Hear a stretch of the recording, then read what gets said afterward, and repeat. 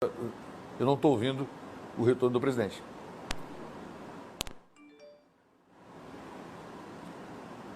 Vamos lá? Mais uma vez.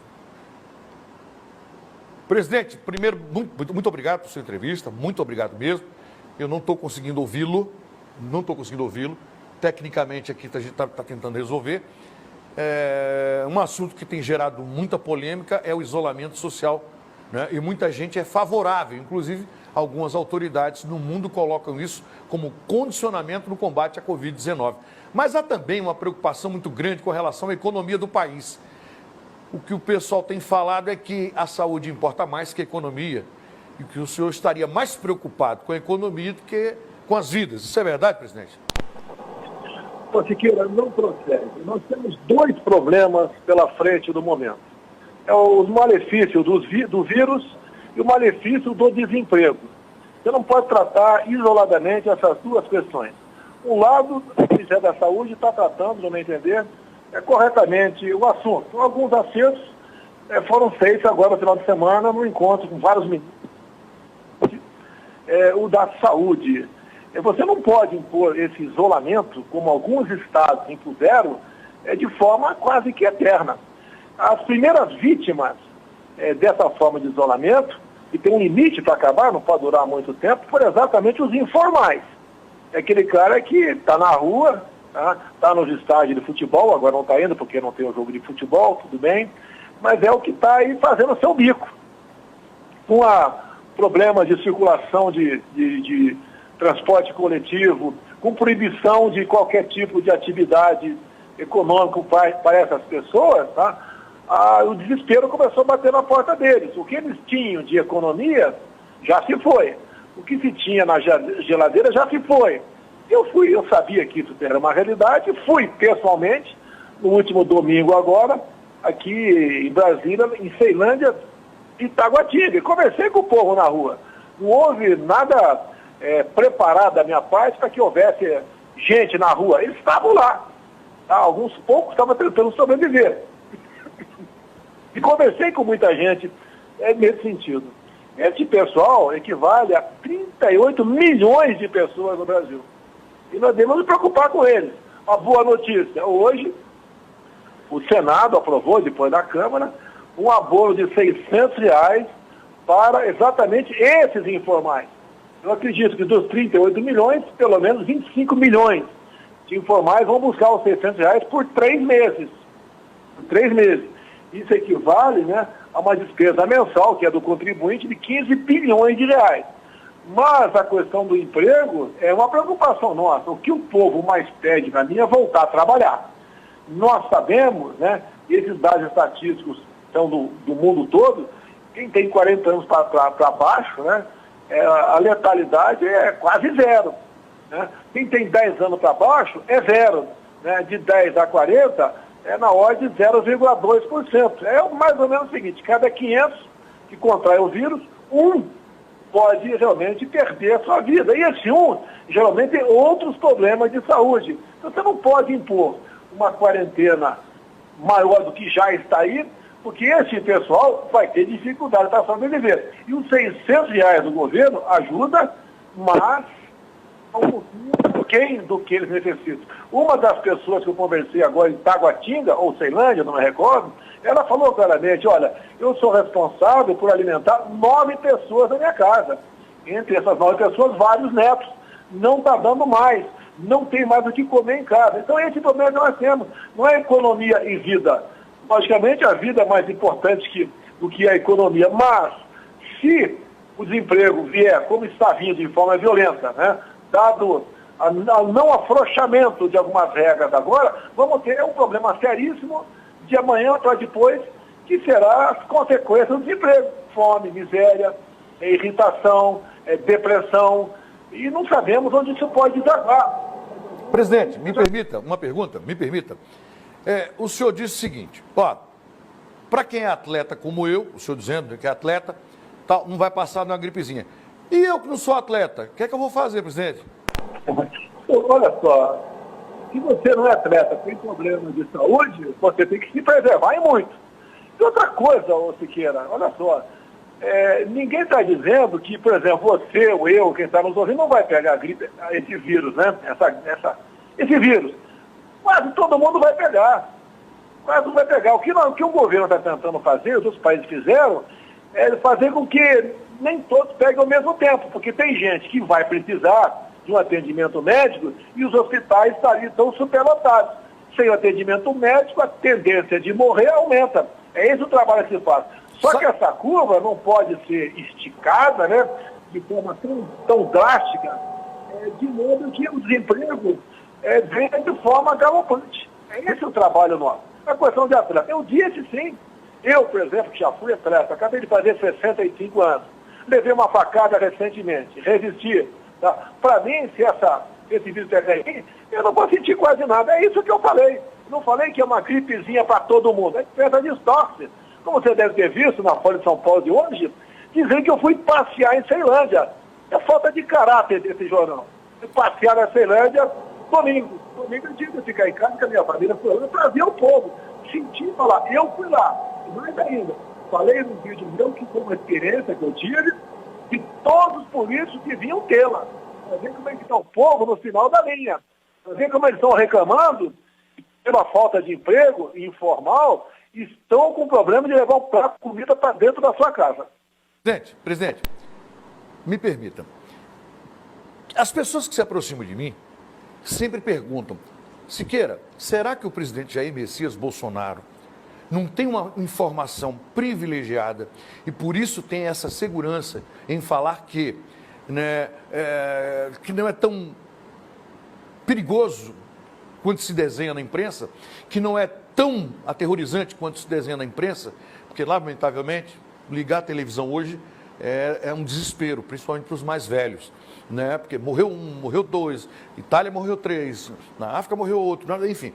Então, me perguntam sempre: Siqueira, será que o presidente Jair Messias Bolsonaro, ele não tem uma informação privilegiada, ele, por ser um militar do Exército Brasileiro, ele que tem o conhecimento, né, militar, o senhor não teria, o senhor tem é só esperança de brasileiro, enfim, o senhor teria essa resposta?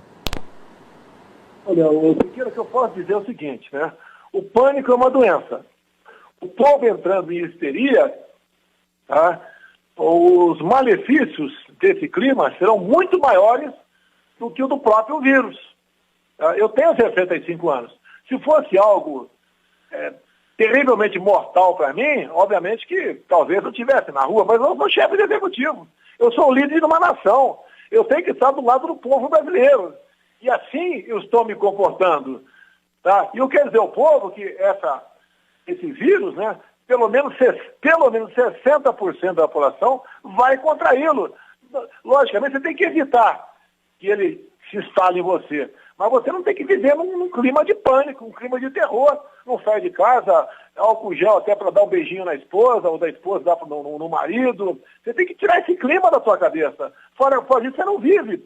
Esse vírus, tá, ele tem causa malefício, sim, mas outros tivemos há pouco tempo, como o H1N1, a questão de 10 anos atrás, que foi muito mais terrível, né? Já sabe que foi muito mais terrível, e não trouxe esse pânico todo para nós. O ano passado, em torno de 800 pessoas morreram no Brasil desse vírus. Ninguém falou nada, tá? Nos preocupamos sim, tá? Agora, esse vírus chegou e vai passar. Enfrentar de cabeça erguida. É como um soldado no campo de batalha. Tem que enfrentar, tem que ganhar essa guerra. E dá para ganhar essa guerra. Agora, alguns morrerão? Sim, alguns morrerão. Lamentamos. Tá? Mas muitos outros morrerão de outras doenças também. Agora, não podemos viver nessa histeria, nesse clima de terror. Não podemos fazer nada. Temos que ficar em casa. Quem tem recursos pode ficar em casa. Agora, a maioria da população não tem como ficar em casa mais. Então tem que ser afrouxado alguma coisa, paulatinamente, para que o desemprego não aumente mais ainda no Brasil. E, repito, os danos causados pelo desemprego vai ser muito pior do que o próprio dano causado pelo vírus. Gente, essa é a minha pergunta. Na sua opinião, na sua visão, até quando os empresários vão resistir com essa quarentena? Não é questão do empresário apenas. Você pode ver, a rede hoteleira está demitindo. Tá certo? O turismo zerou. Foi o setor mais atingido. Ninguém vem para o Brasil fazer turismo e nem dentro do Brasil ninguém está fazendo turismo. Arrebentou. Então, quem tinha pousada, pensão, demitiu no mínimo metade das pessoas. Em Brasília, aqui, conversei com frentista no domingo. Tá? Não houve muita demissão junto aos frentistas aqui, porque o pessoal entrou de férias. Mas se a situação assim persistir após a volta dessas férias, teremos demissões. Em alguns postos, teve demissão também. Em especial lá em Itaguatinga, conversei com vários frentistas naquela região. Agora, o Siqueira, temos que enfrentar, temos que decidir. Eu trato das duas questões simultaneamente. Eu trato da questão da doença, preservação da vida e preservação do emprego.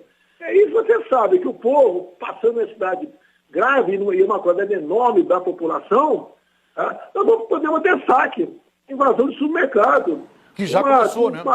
Que já começou. Do país, sem lei. Nós queremos evitar isso aí. O senhor tem enfrentado reações do Congresso, né? Mas como é que uniu o país todo na mesma direção num momento como esse, presidente? Eu não entendi a tua pergunta, Siqueira. O senhor está enfrentando muita reação do Congresso, enfim, né? Como é que faz nesse momento para unir todo mundo, para a gente arrumar uma solução, uma saída? Olha, alguns problemas que tem no Congresso não são de agora. É desde quando eu assumi o governo. A mesma coisa a reação por parte de muitos governadores. Não é de agora. É desde o início do ano passado. Tá? Hoje, por exemplo, o Congresso deu mais uma prova de que realmente não existe diferença, né? Que possa sobressair a necessidade da nação. O Senado aprovou o abono de R$ 600 para os informais. O Congresso, há 2 semanas, aprovou o estado de calamidade. Então, o Congresso tem a sua participação. Obviamente, é um Congresso dos sonhos, né? Nós, cada um tem o que falar sobre o Congresso. Mas o Congresso, nesse momento de crise, está fazendo a sua parte. Presidente, o que mais me perguntam também é sobre a soltura dos presos, inclusive de líderes de facções e grupos criminosos que dominam as cadeias no Brasil, né?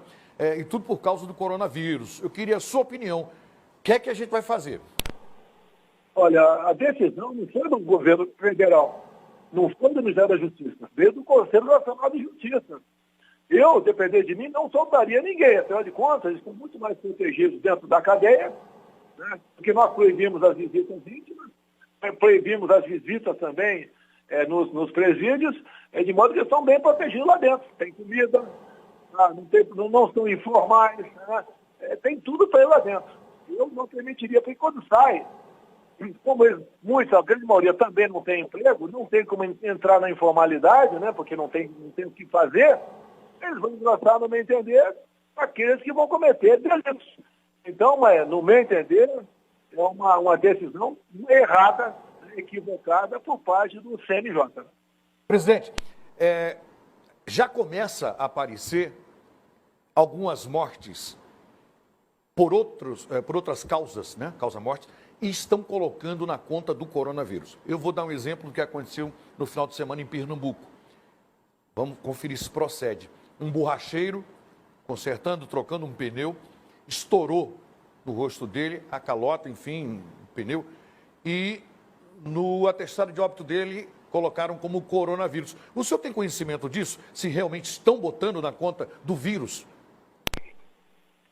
Temos conhecimento desse fato específico, bem como de outros. Parece que há interesse por parte de alguns governadores em inflar o número dos óbitos vitimados do vírus, que daí daria mais respaldo para eles, talvez pedir mais recurso ao governo federal, para justificar as medidas que eles tomaram, né, para dizer, olha, se não tivesse tomado essa medida aqui no meu estado, a crise seria mais grave, mais gente teria morrido.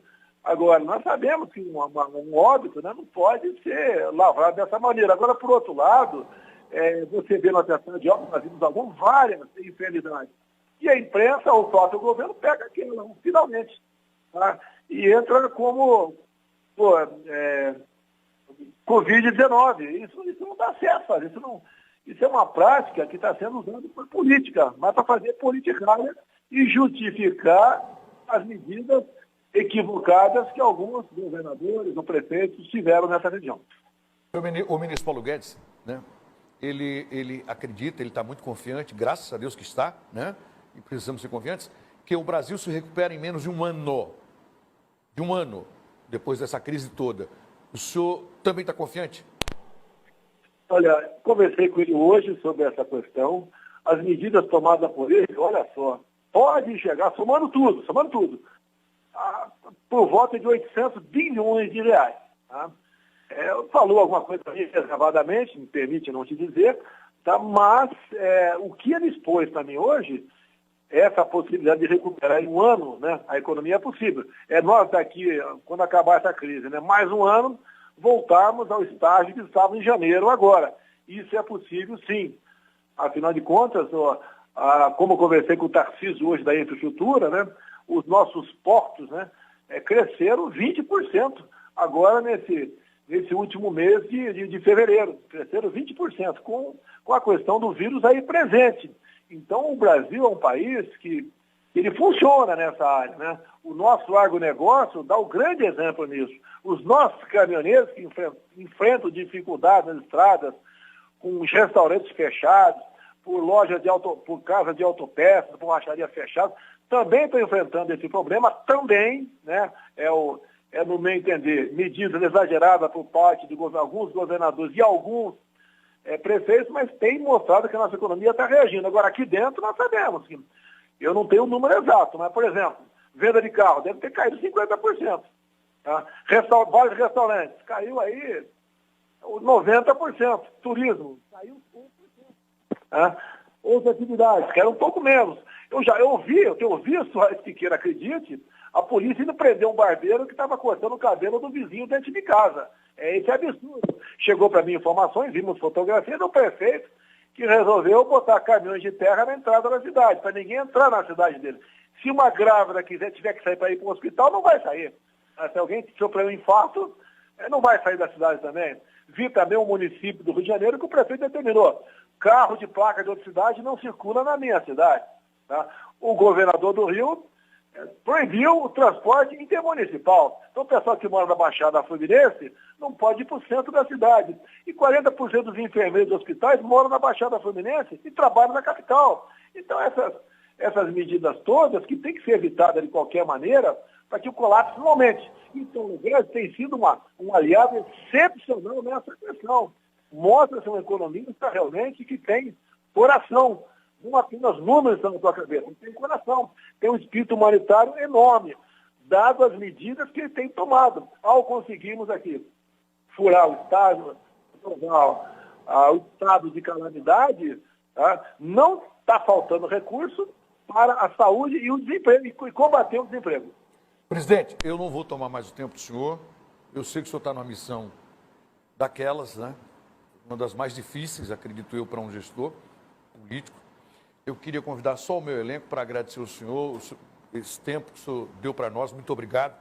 Pedir a proteção de Deus para o senhor, que não lhe falte firmeza, saúde para conduzir esse país nesse momento. E que Deus lhe dê orientação mesmo, orientação divina. Em nome da Rede Calderaro de Comunicação, da TV A Crítica, que sempre o recebeu com carinho e respeito, quero agradecer a atenção do presidente, em nome do DICICA, pessoal da Rede TV, do Marcelo, do Amilcare, do França, toda a nossa equipe, do DICICA, do Betinho, da dona Cristina Calderaro. Presidente, muito obrigado. Que o Senhor Jesus Cristo esteja com o senhor, lhe dando proteção, que proteja o nosso Brasil, que o senhor continue sã e continue nessa missão que não é fácil para ninguém. É muito difícil. Que Deus esteja com o senhor e salve o Brasil. Muito obrigado. Como eu tenho dito sempre, né, o nosso Brasil acima de tudo e Deus acima de todos. Tenho fé e tenho certeza que ele não nos faltará. Muito obrigado, Siqueira. Obrigado, presidente. Muito obrigado a todos. Obrigado, Brasil. Obrigado. E que Deus esteja com a gente, né? Estejam com todos nós. Amém.